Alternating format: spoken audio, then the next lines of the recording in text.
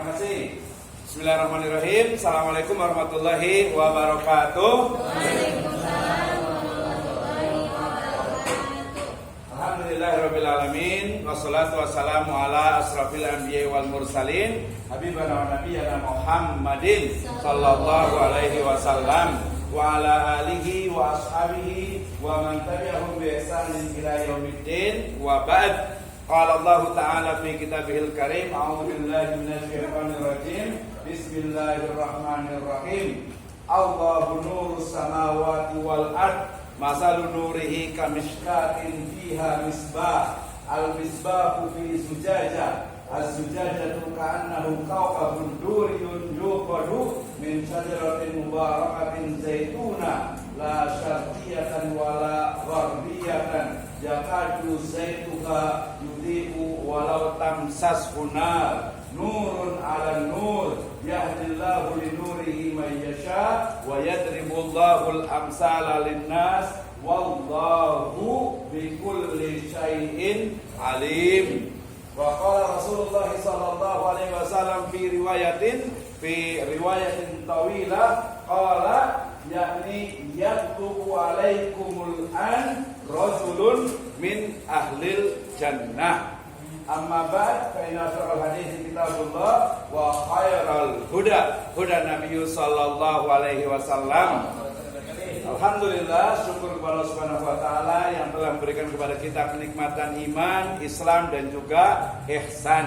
Kemudian salawat dan salam sama-sama kita panjatkan kepada junjungan alam habibana wa nabiyyana Muhammadin sallallahu alaihi wasallam, kepada seluruh ahli baitnya, para sahabatnya serta orang-orang yang senantiasa mengikuti jejak sunnahnya hingga akhir zaman. Pertama, saya ucapkan terima kasih jazakumullahu khairan ala hudurikum fi hadhihi qissah at-thayyibah. Insyaallah taala min hadzal yaum bidayatan illa taqriban arba'ata asyara qisas nurid an nabhas yata'allaq bi manhajul bahas fil Islam. 6. Hari ini kita akan memulai mata kuliah yang diamanahkan kepada saya, yaitu metodologi penelitian. Tadi saya bertanya dengan Kaprodi Pak Supriyatin bahwa ini adalah mata kuliah pertama yang didapatkan mahasiswa terkait dengan metode penelitian, ya, atau metodologi penelitian. Kita nanti akan paham what difference between method and methodology. Ya, nanti kita akan belajar tentang apa sih bedanya antara metode dengan metodologi. Saya agak lupa nih Pak, absennya nih. Boleh ini kan dia berikan absennya di sana, sampai lupa itu saking semangatnya nih, ya. Oke, mata kuliah kita adalah metodologi penelitian. Ya, ingat kalau ada kata-kata logi, artinya itu logos. Ya, ada biologi, ada antropologi, ada sosiologi, ada biologi, ada apa lagi? Pokoknya yang pakai logi itu namanya adalah logos. Logos itu artinya apa? Ilmu pengetahuan. Ada ilmu, ada pengetahuan. Mal farq bainal ilm wal ma'rifah. What difference between science and knowledge? Nah, bedanya apa nih antara pengetahuan dengan ilmu? Nah, itu sebenarnya dibahas di filsafat Islam, di epistemologi, tapi di riset metodologi sebenarnya di awal juga dibahas, gitu ya. Oke, saya awali tadi dengan firman Allah Subhanahu wa taala dalam surat Nur, ya, atau An-Nur ayat ke-35. Ini bedanya kalau kita belajar di Sirajul Falah dengan di kampus yang lainnya. Walaupun mata kuliah kita adalah metodologi penelitian, tetapi hal yang masuk baru itu adalah bagaimana ketika kita membaca Al-Quran ternyata memiliki juga dimensi riset dan juga penelitian. Ya, keyword atau kata kunci dari An-Nur ayat ke-35 ini, ya, 35 yang itu ya, adalah nurun ala nur, cahaya di atas cahaya. Nah, makanya Sirajul Falah ini salah satu dari tagline-nya adalah ilmu di atas cahaya. Ya, jadi ilmu di atas cahaya, tapi ini adalah cahaya di atas cahaya dan mencari sebuah kebenaran. Ya, mencari sebuah kebenaran itu adalah kunci dari metodologi penelitian. Ya. Nah, ini pertama di surat An-Nur ayat ke-35. Kemudian ini nanti boleh dibaca, yaitu kisah tentang bagaimana Nabi SAW dan para sahabatnya waktu itu sedang duduk-duduk. Ya, ketika duduk-duduk itu tiba-tiba beliau bersabda, beliau mengatakan, dikatakan apa? Sa'atikum atau yatlu'u alaikum rajulun min ahlil jannah. Akan datang, akan lewat seorang laki-laki yang termasuk ahlu surga. Salasa marot sampai 3 kali, ya, akan datang, akan lewat nih seorang laki-laki dari penduduk surga, ya, yang termasuk min ahlul jannah. Kemudian apa? Seorang sahabat yaitu Abdullah bin siapa? Siapa nih? Abdullah bin Amr bin Al-As, ya. Beliau penasaran, kayak gimana sih sebenarnya laki-laki yang sebenarnya masih hidup tapi kemudian disebut sebagai ahlul jannah.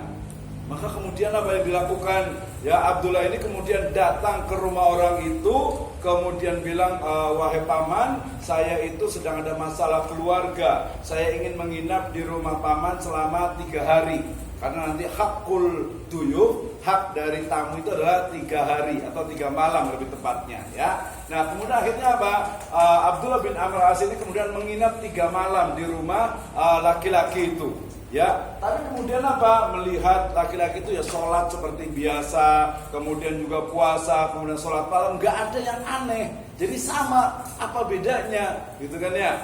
Nah, kemudian ternyata di situ disebutkan, ya, sudah 3 malam menginap, tapi ternyata tidak ada tanda-tanda kekhususan dari orang yang disebut sebagai ahlu surga itu.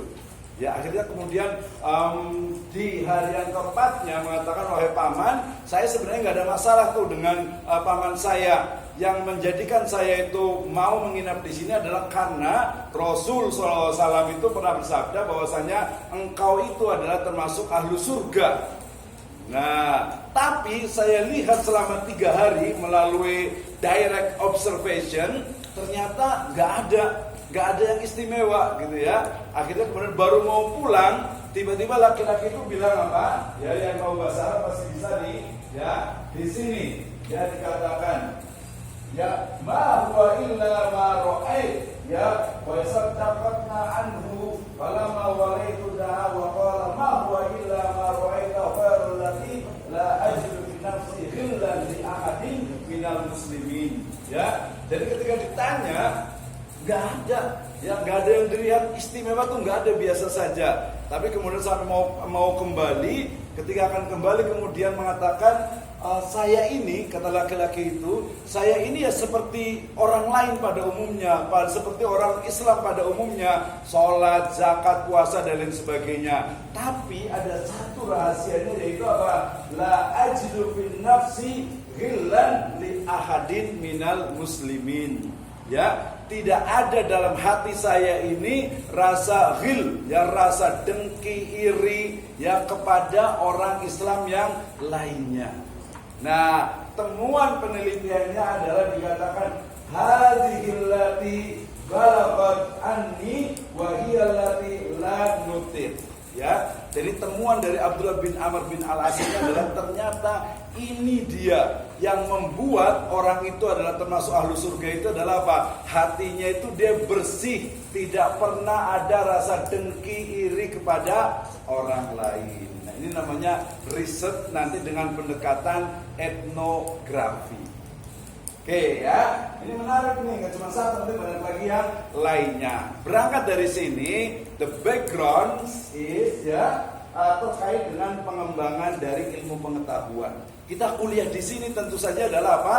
Untuk mencari ilmu pengetahuan, belajar ilmu pengetahuan, dan ternyata ilmu pengetahuan itu tidak bisa berkembang kalau tidak adanya riset atau penelitian.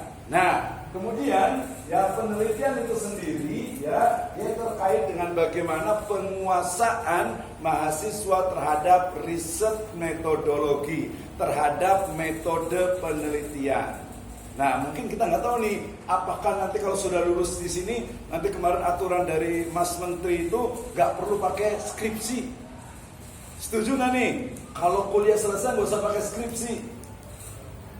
Setuju? Setuju aja kalau Hah? Iya, mungkin masih wacana gitu ya. Tapi sebenarnya yang tepat adalah bahwa skripsi itu lagi-lagi adalah hanya sekadar alat untuk mengukur kemampuan analisis seorang mahasiswa. Gitu ya. Jadi gimana kalau mengukur sarjana itu harus pintar tuh kayak gimana caranya? Kenapa? Karena seorang akademisi yaitu harus bisa belajar secara berpikir secara logis, kemudian sistematis dan juga empiris. Ya. Jadi misalnya nih, jadi mata kuliah kita ini walaupun bukan kuliah, ya kita tetap harus tahu, kita harus paham kenapa? Karena banyak sekali permasalahan yang ada di dunia ini yang butuh jawaban. Oke, misalnya ini warnanya apa nih? Biru. Yakin ini warnanya biru? Yakin? Tahu dari mana ini biru? Melihat langsung. Melihat langsung. Hah? Oh, survei. Bukan survei, ini binadori, lihat langsung. Tapi yakin ini benar-benar biru nih? Yakin. Kalau misalnya warna biru ini kita letakkan di bawah mikroskop, masih ada nggak birunya? Nggak ada. Ya birunya itu hilang. Kemana birunya? Tinggal nama. Keterbatasan dari panca indera manusia. Air laut warnanya apa? Siapa yang ngasinin? Keringet ikan. Air laut warnanya apa? Biru. Biru atau apa? Hah? Bening. Ya bening. Tapi kenapa kelihatan biru? Pantulan dari mana? Dari matahari. Dari langit. Langit warnanya apa? Biru. Coba lihat itu ada biru nggak? Nggak ada. Mendung lah. Oke, mendung lah nggak apa-apa. Jadi abu-abu. Tapi bener nggak? Langit itu warnanya biru. Tahu dari mana? Coba kita datang ke langit terus sana. Ada nggak birunya? Hilang. Kemana berarti birunya? Berarti warna biru dari apa? Langit itu adalah lagi-lagi keterbatasan dari panca indera manusia. Ya, kalau di dalam Al-Quran dikatakan sab'as samawat, ada 7 lapis langit. Bener nggak? Langit itu ada lapisannya ada 7, kayak lapis Surabaya gitu. Yakin nggak kalau langit itu lapisannya 7? Yakin nggak?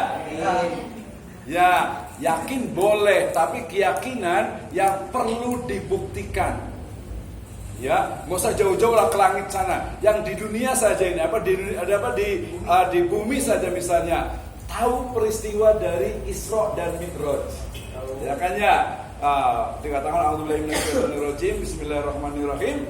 Subhanalladzi asra bi 'abdihi lailan minal masjidil haram ilal masjidil aqsa alladzi barakna haulah linuriyahu min ayatillah. Betul ya? Nah, peristiwa Isra dulu. Isra itu perjalanan dari Mekah ke Aqsa, dari Masjidil Haram ke Masjidil Aqsa itu ditempuh dalam berapa lama? Ya belum pernah, tapi kan ada ayatnya. Baca ayat, baca hadis. Makanya kalau baca Al-Quran itu harus tahu artinya. Ya jangan sampai baca Al-Quran itu cuman ya baca aja gitu, apalagi nggak tahu artinya. Sudah tahu artinya, harus tahu tafsirnya. Sudah tahu tafsirnya, nanti ada tafsir bil maksur, ada tafsir bil ro'yi. Tadi misalnya, Asra diperjalankan. Ya makanya kemudian muncul ada apa? Ada legenda apa? Buraq. Ini pernah dengar buraq? Buraq itu kayak gimana sih? Udah liar kali. Pernah dengar buraq nggak? Nah, kayak gimana sih buraq itu? Tidak bisa digambarkan, Pak. Nggak bisa digambarkan ya? Kenapa? Karena kecepatannya belum tahu. Belum baca ayat. Iya, ya benar, bagus berarti jujur berarti ini. Buraq itu di zaman dulu itu waktu saya masih kecil itu digambarkan sebagai kuda, kemudian dengan kepala perempuan.